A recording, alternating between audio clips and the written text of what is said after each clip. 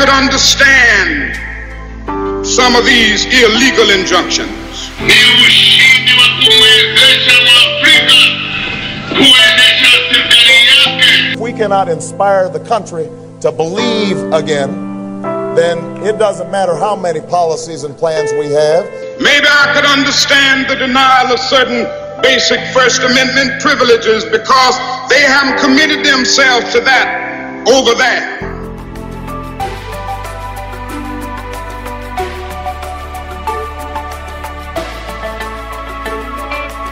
It's time that we define our policies. It's time that we define our sentencing guidelines.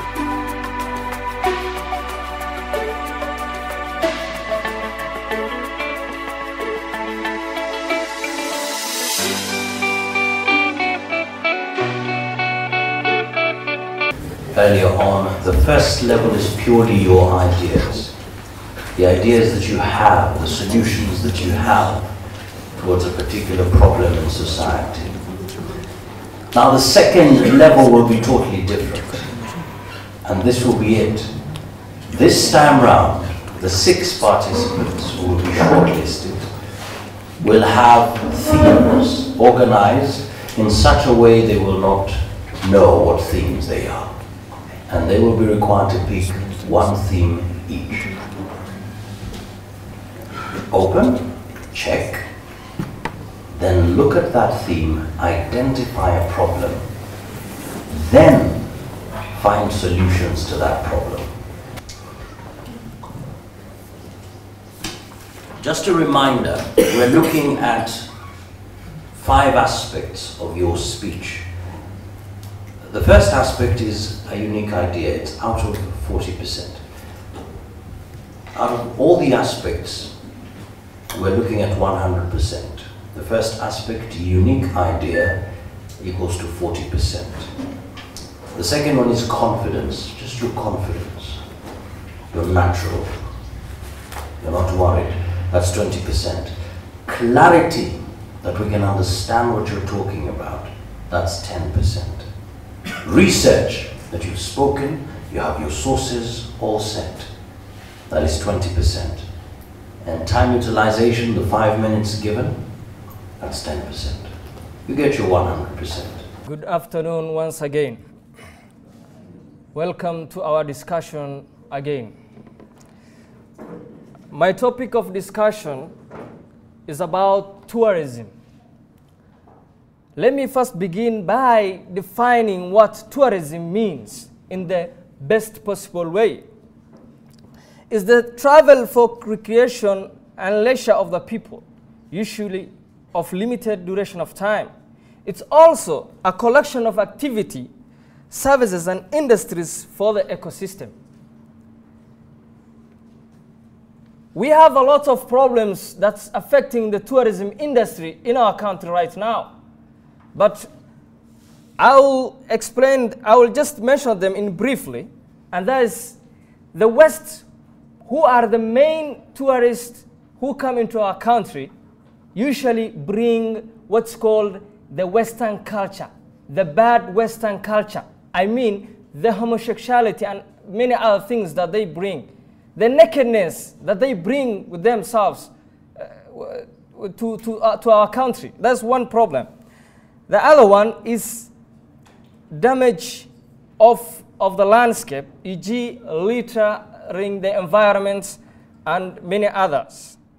They also encourages drug abuse. You remember those Italian tourists who pretended to be tourists, who came into Malindi when Muhammad Ali was just investigating the drug barons in our country. They pretended to be tourists, but they were not tourists. So they were bringing drugs into our country. Those are the problems.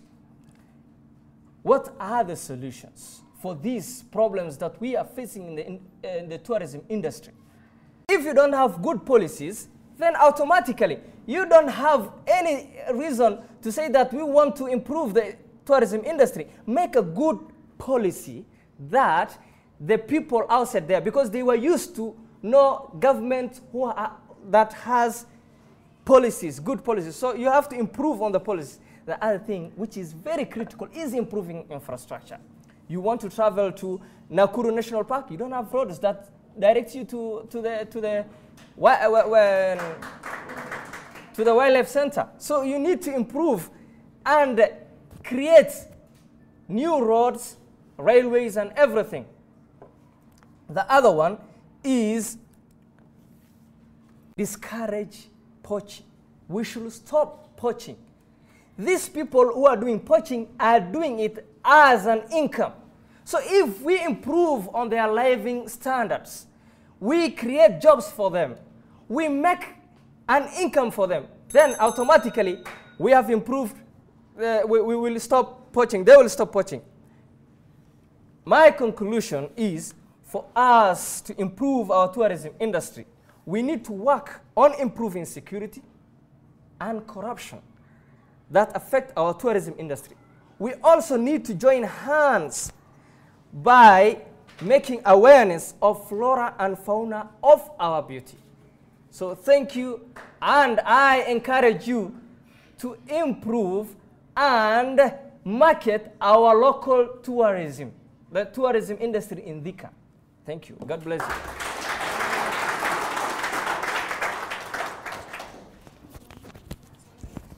Think of illicit brew in central Kenya. How many people have died because of illicit brew?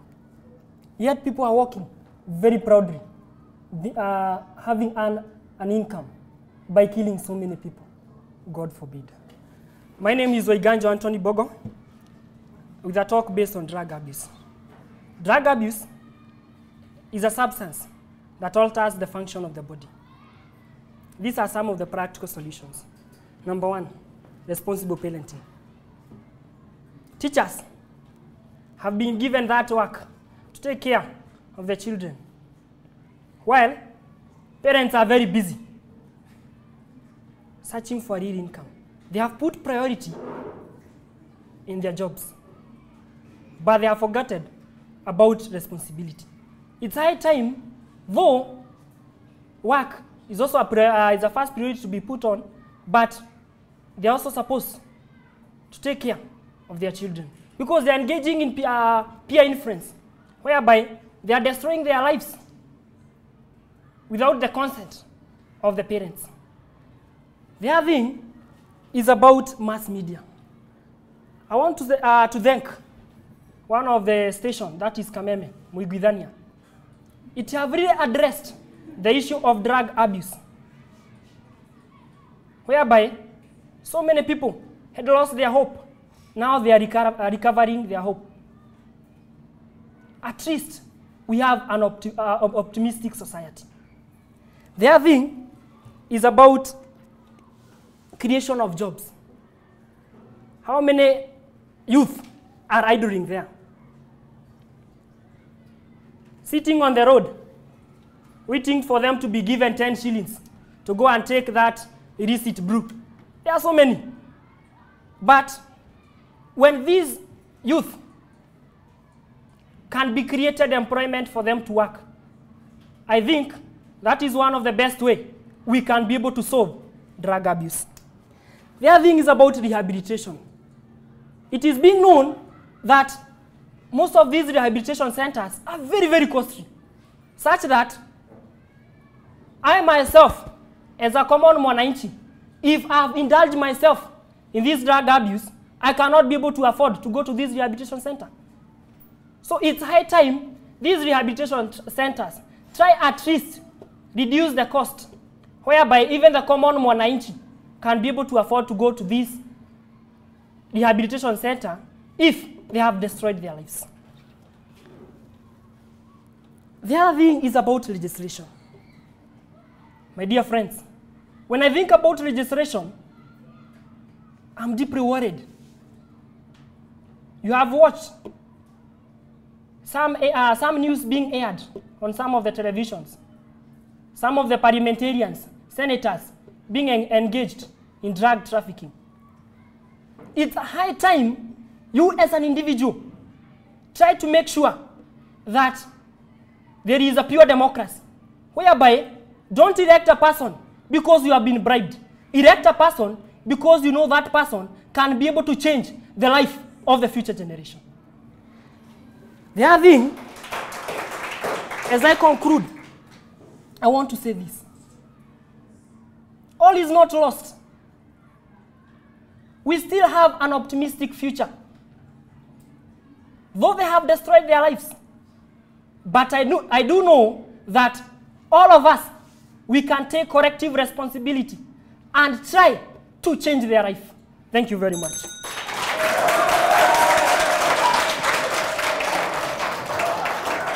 For a developed country, we need stable families. My name is Faith Mwakazi, and my problem is abortion. What does abortion cause?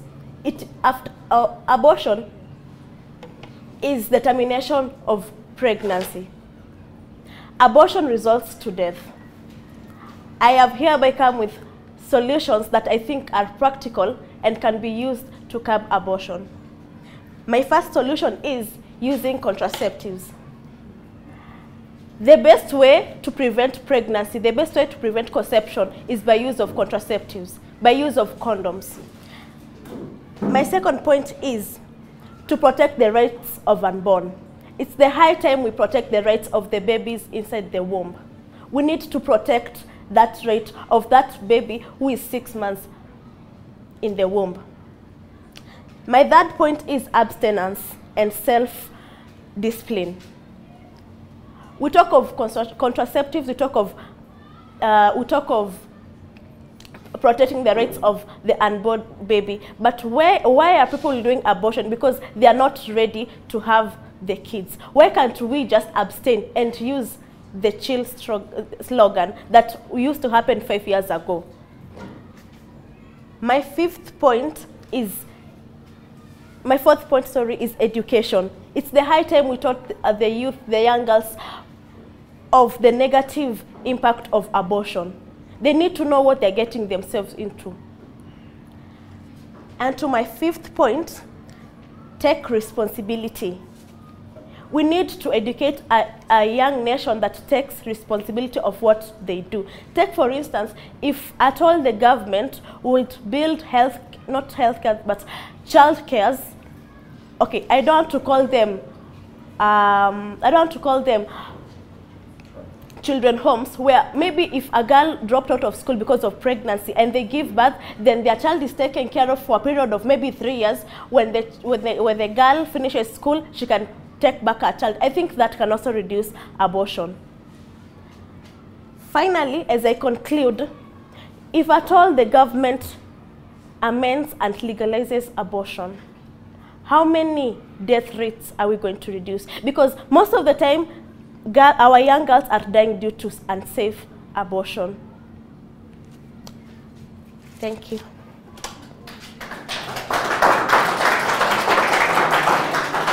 Good afternoon. All right, as I said again, we were expecting to have very interesting times with you in terms of the speeches, and of course we have enjoyed every bit of it. We are proud of you. Let me get closer because I'm not participating. From the word go, from the first speakers all the way, I would like to say that the pace was not in any way going down, but we saw some consistency in what you're doing. Some of you are very passionate, especially participant number 5, I remember you, is it? Very passionate. Yeah. I love the fact that you're confident enough to come and say that you shall be what? The president, is it? So I'm looking forward. I know if I see you in the posters or in your adverts, because I know you now, I believe you can do something. Yeah. Just wanted to comment that some of you were very passionate, others were very expressive, and we could hear you clearly. In this competition, we just don't consider the winner. It is about the ideas that you have.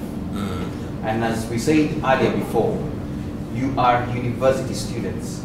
In fact, when you go home to the village after graduating, the entire community wants to come and celebrate with you, is it? Why? Because they now own you. And not because of only that, because they believe that now that we have a graduate here, our problems will be solved. Now, woe unto you if you only go there and join them back or just disappear. So what we're trying to say is we need to develop a culture where we ourselves look at the situations around us and even in our environments and think critically and come up with solutions to affect the entire society. Are we together? So it's not about number one, number two, or anything. It's first of all about you and your idea. So I believe for all contestants, if you take this, and even the ones who did not contest today, that is the expectation society has for you. Nonetheless, when we are sitting as judges, we also have to look at some of the things to make you better.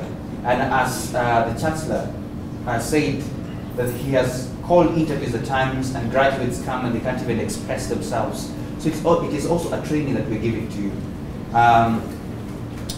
So apart from that, I'd like to say that it's always good, and this cuts across to all the participants. Some of you are very good in it, to have some good mastery of language. Always practice. Practice, even when you're free, you can decide, today I will speak fluent Swahili.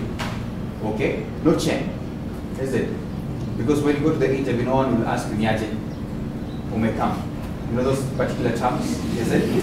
They will speak fluent to you, is it? And they expect to respond the same way. So if it's Swahili, speak it fluently when you can. If it's English, do the same thing. So mastery of language was a bit of an issue to some of the speakers, quite a number of them. So you need to check on that. And there was a lot of fillers. Sometimes you miss a word and you're like, sorry. You know, we're feeling some mother tongue in between, and you're thinking, what's happening? It was very important that when you come to the stage to define the problem, just before you come and start giving solution number one, what was the problem? Okay? So there was that. After identifying, tell us what that problem is in that particular situation. Then dwell in the solution. Then also, it was good to check on generalization. There was a lot of generalization. Maybe I could remember the latest because the others may have passed.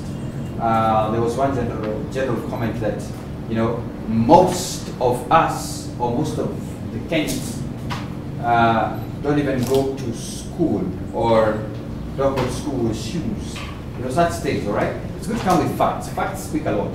When you say 60% of the primary school kids attending school, based on this particular research, are not going to school, you know, you sound someone who's wizard, is it? Someone who is well read. But when you just come and say, a lot of us here are hungry. I don't even know, is it? But some of us are hungry, we don't know. You know, such things. So it's good to always have your facts right. Nonetheless, as I said again, all of us are winners. And the winner of this day, we pray that you shall support the person. So much so when we have the other universities competing with them. All the best. Thank you. Currently taking law as a first year, first semester. I'm here to talk about alcohol consumption in Kenyan society. Once in biblical time, God always chose his people. He chose Noah and made a covenant with him. He even chose him to be the only remaining man during that time of the world. But at last, he misbehaved. He took alcohol and he messed with himself. In the current society, that is the Kenyan society, it's following with the proof that it's under Noah's generation. Today, somebody called David Ogot the Senior once said that the ugliest creation, the ugliest thing in creation is a drunkard.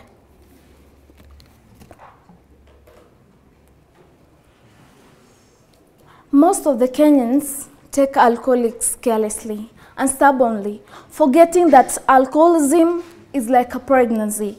It does not simply go away. It gets bigger. Finally, it reaches its full term. It pops out and and its consequences catches everyone unprepared. Get the case of the countryman, the 1010, the kumi before.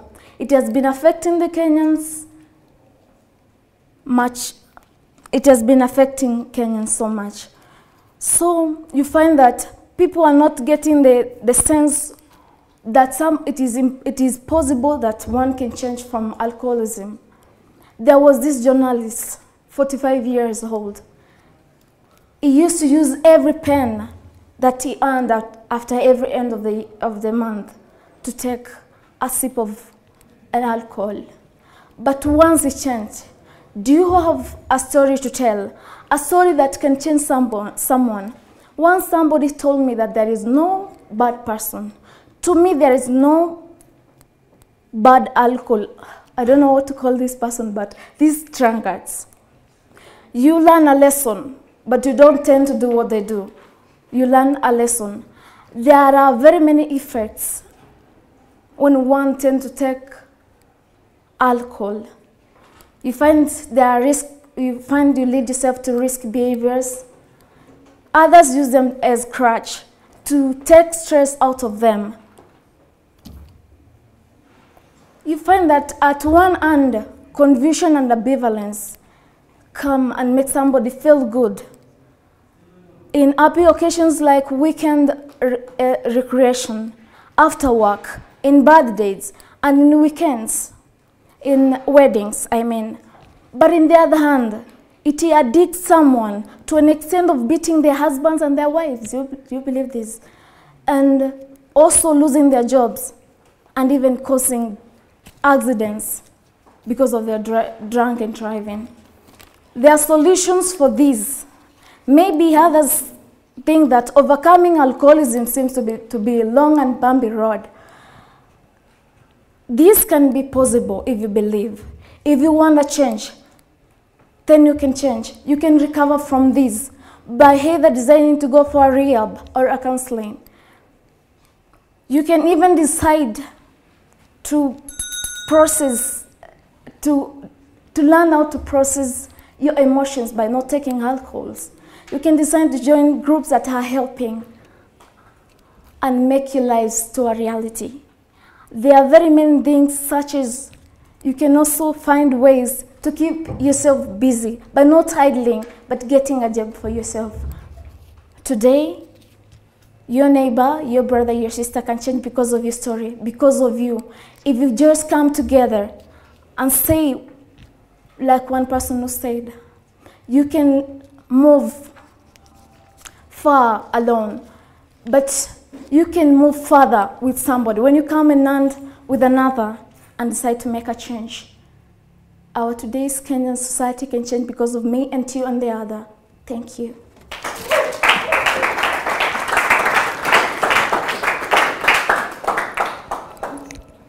Can I start? The other day we heard in the news about our deputy president's Facebook account being hacked. And the truth is, especially from the research, we have found out that most of the Kenyan websites, they're not encrypted. This has led to a lot of cybercrime, a lot of malpractices, especially on the internet. And of course, no one loves this. No one enjoys their privacy being interrupted, being interfered with. And for that, I have a feeling that we need to introduce what we call encryption algorithms. This, I mean, hiding the real meaning of information from the original format, such that unintended parties will not be able to access it. We're also at a great risk of having what we call quantum computing. In this case, the artificial intelligence beats the human intelligence. The computers become brighter than us. We are at danger for that, where machines will become more advanced than humans. But in this case, we need to ask ourselves whether the problem is whether the machines think or is it the humans. We need to think and realize whether we will accept technology to reach to a certain extent, whether this technology will affect even our religion, because I'm sure with time, religion will become obsolete, because technology will seem to solve all human problems. In this case, I feel it very strong in my spirit that in our schools, in our tertiary institutions, we need to instill or institute programs that actually promote humanity, that actually promote religion. Because religion is what defines us. Subject to debate, but it's true. The social media on the other end has also been the ground play for tribalism. There is more war on Facebook than it's there on the ground. And for this, I feel the government needs to apprehend such perpetrators. We as a people also need to work together on this. It's not the job of the government alone. We all need to come together and use the same avenues that are being used to preach war, to preach peace.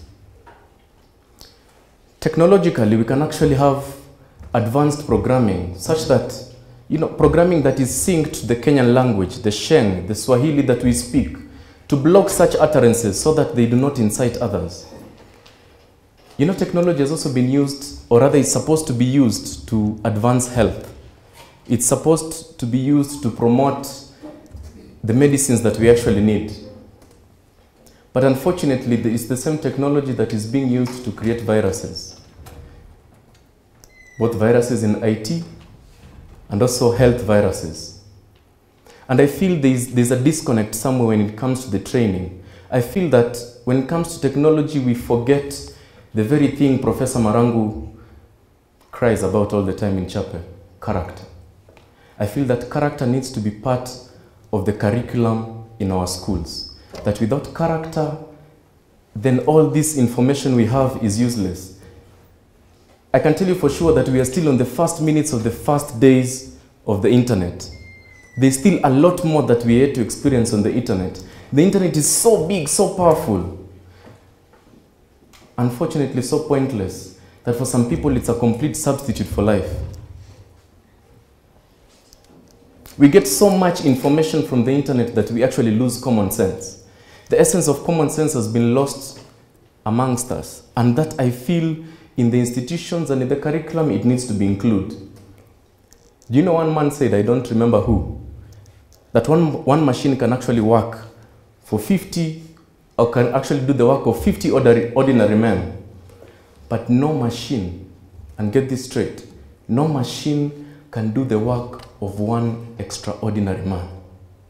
Unless we decide to be extraordinary in all our doings, unless we decide that we are going to be brilliant, that whatever we get from the internet is only an additional, then we have lost it as a human being. As a human race, we will have lost it.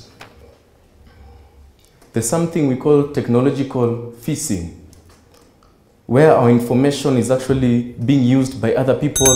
People create accounts using our information, and that we can all attest is not good. Now the IT students can actually attest to this, that biometrical authentication of such accounts, of such avenues of technology will actually be of more use, where no one can actually access your account unless you are there physically. That way we can promote security. Thank you very much. I love that point. On the issue of joblessness, as he continues clapping for me, we have seen that many employers are now beginning to replace human power for machines. Thank you very much. Now, we cannot control how fast the internet spreads, but we can control how much we learn to use this internet. Think of a situation where all of us are technologically savvy.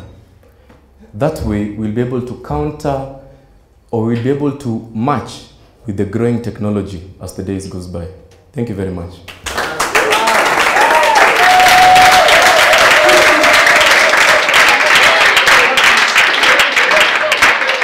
Maybe I could understand some of these illegal injunctions. If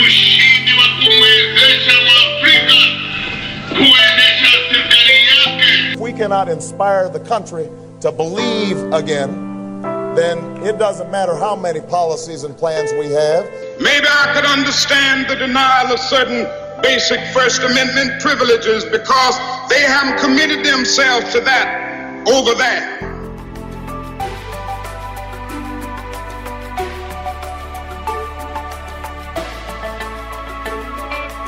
It's time that we define our policies. It's time that we define our sentencing guidelines.